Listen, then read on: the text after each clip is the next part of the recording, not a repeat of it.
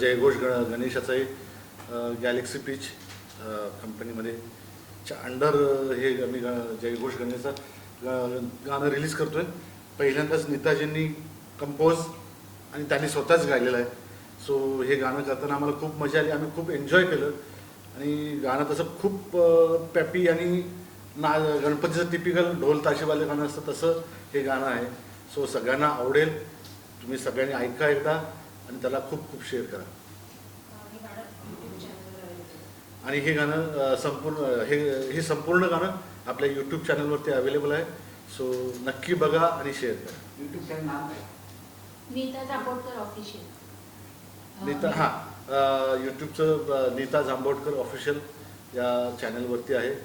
So नक्की बघा.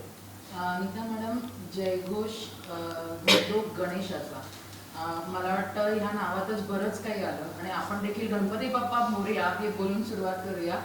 सर्वप्रथम नीता मॅडम, आता मला कळलेलं आहे की हे तुमचं पहिलंच प्रोजेक्ट आहे आणि पहिल्याच प्रोजेक्टमध्ये तुम्ही चौके मारलेले आहेत. म्हणजे गायिकाही तुम्ही आहात, नंतर संगीतही तुम्हीच दिलेलं आहे. तर काय होता तुमचा हा अनुभव, कसा होता हा प्रवास आणि एकदम बाप्पानेच तुम्ही सुरुवात केलेली आहे, काय सांगाल त्याबद्दल? मला गणपती बाप्पासाठी एक जोशपूर्ण गाणं करायचं होतं, म्हणून मी अवधूत दादांकडे आले. अवधूत दादांना सांगितलं की आपल्याला असं गाणं करायचं आहे. तर माझं आधी सुरेशजींबरोबर ते गाणं झालेलं आहे ते सॉफ्ट आहे, पण मला जोशपूर्ण करायचं होतं. मग अवधूत दादांनी मला मदत केली. मंदार दादाकडे आम्ही सांगितलं की आम्हाला असं असं गाणं करायचं आहे. त्यांनी छान शब्द दिले. मग त्या खमाच्या रागावरती मी ते गाणं कंपोज केलं. म्हणजे मी आल्यापासून गाणं ऐकते, मी स्वतःच इकडे थोडेसे फिरकत होती म्हणजे तरुणाई नाचणार आणि एवढं एक मात्र नक्की. ऍड करायचं राहिलं की अविदादांनी खूप छान संगीत संयोजन केलेलं आहे. म्हणजे मी त्यांना जसं सांगितलं तसं त्यांनी आणि करून दिलं. आणि सत्यजित जामसंडेकर रिदम त्यांचा रिदम जामसंडेकर यांनी रिदम खूप छान केलं. म्हणजे आमच्या पूर्ण टीमनी खूप छान सहकार्य करून हे गाणं बनवलं. येते आता मी मंदार सरांकडे. मंदार सर, तुमचा अनुभव काय होता गणपती बाप्पा, आणि तुम्ही तर प्रसिद्ध गीतकार आहात, तुम्हाला कोण नाही ओळखत, तर तुमचा अनुभव काय होता? नाही, एकतर गणपती बाप्पाचं गाणं करायला मिळणं हे नेहमीच एक आनंदाची गोष्ट असते.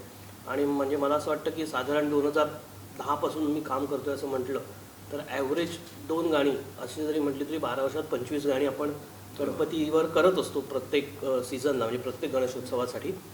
पण दरवेळेला काय वेगळं देता येईल, किंवा आता जसं नीता मॅडम म्हणाल्या की त्यांना एक जोशपूर्ण गाणं हवं होतं, पण फिमेलकडनं ते गाणं आहे, सो त्याच्यात वेगळेपणा काय असू शकतो. आणि पहिल्यांदा मला असं वाटतं की गणपती बाप्पाची कृपा आहे की आमचा एक जो मित्र ज्याला आम्ही नेहमी एक तांत्रिक ठिकाणी खुर्चीवर बसलेला किंवा रेकॉर्डिस्टच्या खुर्चीवर बसलेला असा आमचा मित्र आज पहिल्यांदा एका वेगळ्या भूमिकेत होता. तो जरा गाईड करत होता, काय हवं आहे, काय कसं हवं आहे. म्हणजे मी ज्याला आधी म्हटलं ट्यूनवर करायचं का, तो म्हणलं नाही तू लिही, तुला हवं तसं लिही. आणि लाईक नीता मॅडम आत्ता म्हणाल्या की त्याच्यात एकाही कुठल्याही कानामात्रेचा फरक न करता त्याला चाल लागली, इतकी सुंदर लागली आहे चाल. आणि मला असं वाटतं की प्रत्येक वर्षी म्हणजे आपण जोपर्यंत आहोत कलाकार म्हणून तो गणपतीने आपल्याकडनं ही सेवा करून घ्यावी. आणि मला खूप आनंद वाटतो की तुमच्या पहिल्या कंपोजिशनचं मला भाग्य मिळालं लिहायचं. सो थँक्यू दादा. छान. मंदार सर, तुम्हाला एक प्रश्न आहे. घरात एक हास्यचित्र आहे तुमच्यामध्ये.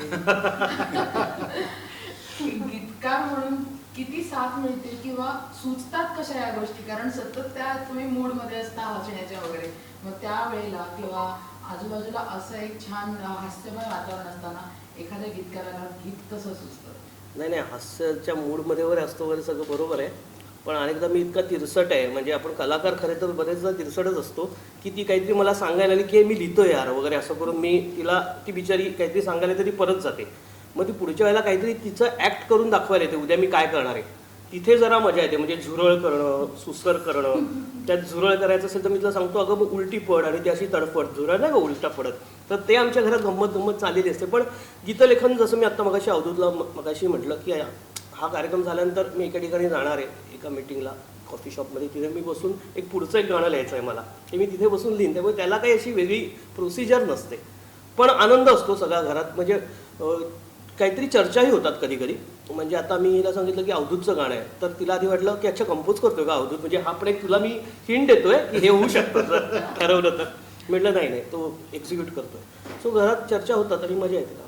ओके. आणि मॅडम, मी तुम्हाला विचारेन, आई बाबांचं पहिलं रिॲक्शन काय होतं? माझा पहिला गुरु माझी आई. आईने मला संगीत क्लासला वगैरे सगळं घातलं आणि आई तर खूप आनंदित आहे. आणि बाबांनी खूप मला पाठिंबा दिला आहे. सगळ्या प्रोसिजरमध्ये बाबा माझ्या पाठीशी उभे आहेत. Strong pillar. आई बाबांना विचारेन, कसं वाटतंय लेकीचं कौतुक ऐकून आणि लेकी ते जे काही खूपच आनंद झालेला आहे. आणि ते वर्णन करू शकत नाही शब्दामध्ये. रिली म्हणजे छान असतं.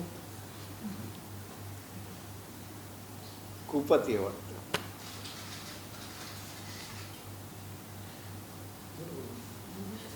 हो, मी बोलू. तुम्ही काय हां, म्हणजे हे गाणं करताना जी काही आमची प्रोसेस जी झाली होती, मला नेताजीने सांगितले की मला गणपतीचं आमचा एका वेगळ्या प्रोजेक्टवरती बोलणं चाललं होतं. आणि म्हटलं आता गणपती येतात तर आपण गणपतीचं एखादं गाणं करूया. आम्ही आधी श्लोक वगैरे करणार होतो आणि त्याची तयारी पण आमची सुरू झाली होती. मेन टाईम म्हटलं की एखादं आता गणपतीजवळ आपण एखादं गणपतीचं गाणं करूया. म्हणजे ठीक आहे, मी चाललो होते. त्यांनी चालल्यानंतर मला ट्रॅक पाठवला. म्हटलं ह्याला काय करायचं नाही, हे एकदम जोशपूर्ण पाहिजे आणि असं पाहिजे तसं. म्हणजे त्यांची ती फुल ऑन एनर्जी होती त्यांची. असं म्हटलं आता मला ह्याच्यात त्यांनी तर हे करून पाठवलं. त्यात पण सगळ्यात पहिली प्रोसेस मी केली काय की पहिलं मंदारला फोन केला. मंदार, मी तुला म्हटलं गणपतीचं गाणं लिहायचं आहे आणि तुला काय सुचतंय ते लिहून मला पाठव. मग ते ह्यांनी लिहून पाठवलं. ते शब्द मी ह्यांना पाठवले. ह्यांनी ते मीटरमध्ये बसवले. मग त्यांची चाल आली माझ्याकडे. मग त्यात आता कसं असतं, प्रत्येक रागाचा एक वेगळा थाट असतो. तर त्या टेम्पोमध्ये बसवणं, त्या चालीत बसवणं. आणि मग मी ते आवी लोहारला म्हटलं हे सगळ्यात बेस्ट काम करू शकतो तर तो आवी लोहार, म्हणजे आमचा म्युझिक प्रोडक्शन आणि संगीत संयोजन म्हणजे आपला अरेंजर. त्याला पाठवल्यानंतर तो म्हटलं अरे ह्याचं मीटर जरा, म्हटलं ते मला माहीत नाही, तू बसवायचं आहेस. सो जे का आता आहे ते त्याने इतकं सुंदररित्या बसवलं. आमचे थोडेसे शाब्दिक वाद पण झाले ते, आणि त्याच्याशिवाय गाणं पूर्ण होत नाही. सो त्या ह्याच्यात त्या प्रोसेसमधनं हे मग सत्तू आला, सत्यजित जामसांडे करायला, त्याने रिदमचं सगळं अरेंजमेंट. मी म्हटलं ह्याला फक्त सत्तूच वाजवू शकतो या गाण्याला, आणि ते त्याने प्रूव्ह करून दाखवलं. सो गाणं सगळ्यांच्या एनर्जीने आणि टीमवर्कने इतकं ते. आणि हा अभयना आमचा हा एडिटर, याने त्याला म्हटलं भाई मेरे को वीडियो बनाना है बट मेरे पास बजेट नाही आहे.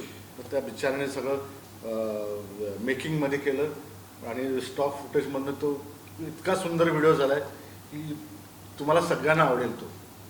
नाही, आणि कसं आहे की काही गाणी ना तुम्हाला खरं समाधान देतात, आणि ती समाधान या अर्थी देतात की तुम्हाला त्याच्यावरती ना जास्त विचार करावा नाही लागत. तुम्हाला जे सुचतं, आपण ज्याला एक टाकी म्हणतो, फ्लोमध्ये फ्लॉलेसली पटकन सुचतं, त्या पद्धतीने हे गाणं घडलं आहे. आणि मला कौतुक वाटतं अवधूतचं की कारण मॅडमनी ही संकल्पना मांडल्यानंतर आत्ता जी नावं घेतली, आवी लोहार काय, किंवा म्हणजे मी माझं नाही घेत पण सत्या जामसंडेकर काय, ही जी नावं आहेत ती खरंच मोठी नावं आहेत. आणि हे सगळं जुळवून आणलं आहे अवधूतने, त्यासाठी खूप म्हणजे मला तर थँक्यू म्हणावं वाटतं. आज खरं तर आज आपलं आज अजय गोगावलेचा बर्थडे पण आहे, आणि ही सगळी टीम जी आहे Correct. ती अजय अतुलकडे काम करणारी लोक आहेत. आणि मला आणि ते म्हटलं ह्या गाण्याला ही लोकच पाहिजेत. आता तो योगायोग म्हणून आपण आज अजयचा बर्थडे पण आहे. सो आणि ही सगळी टीम अजय अतुलवाली सगळी टीम आपण जी ह्या गाण्यात आपण वापरलेली आहे. म्हणजे हे गाणं जरी सिंगल असलं तरी हे गाणं ऐकताना ऑडिओ क्वालिटी म्हणून त्याला आपल्याला एक काहीतरी छान चित्रपट गीत ऐकतोय, किंवा ज्याच्यावर प्रोसेस झालेली जी गाणी असतात. अर्थात मास्टर आहे तिथे बसलेला, त्यामुळे ते काही मुद्दाच नाही आहे, पण एक फील जो असतो गाण्याचा तो डेफिनेटली एक सर्व परिपूर्ण आहे असं माझं म्हणणं आहे. एक लाइन गाना गणपति भी आ रहे हैं, गणपति आप लोग मिली में भी बनाया आप लोगों ने, डबल मतलब खुशी आ रही है. तो हम जानना चाहते हैं लाइन दो लाइन जो गा ले किस तरह आप लोगों ने तैयार किया है गाने के लिए, सब लोग उसके साथ में. जो कंपोजर गायक है वही आप लोग साथ में. हम लोग गाएंगे तो फिर आपके माइंड फट जाएंगे. तुम्ही पण नाही नहीं, तुम्ही नहीं. आता काय सुर लागले नाही तरी नहीं, चालते. नहीं. हम लोग ट्रैक प्ले कर लेते चाहे तो हां, ट्रॅक अर्बन ट्रैक दे दे. लेना. तुम्ही त्याच्यावर लिपसिंग करा. हां. गाणं लावतायत हो. का?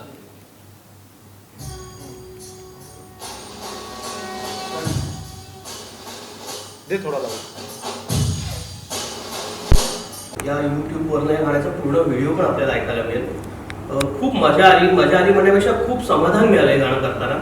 अवधूतने नेहमीप्रमाणे एक विश्वास टाकला माझ्यावर, तो मी फुलफिल करू शकलो याचा मला एक आनंद आहे. नीता मॅडमबरोबर मी पहिल्यांदाच काम केलं. मला नवीन नवीन संगीतकारांबरोबर काम करायला आवडत असतं, त्याच्यात तुमची भर झाली आता. त्यामुळे मला खूप छान वाटलं हे गाणं करताना. आणि बाप्पाचे आशीर्वाद असेच राहू दे, तुमच्या सगळ्यांचं प्रेम राहू दे. हे गाणं बघा, एन्जॉय करा आणि सगळीकडे वाजवा.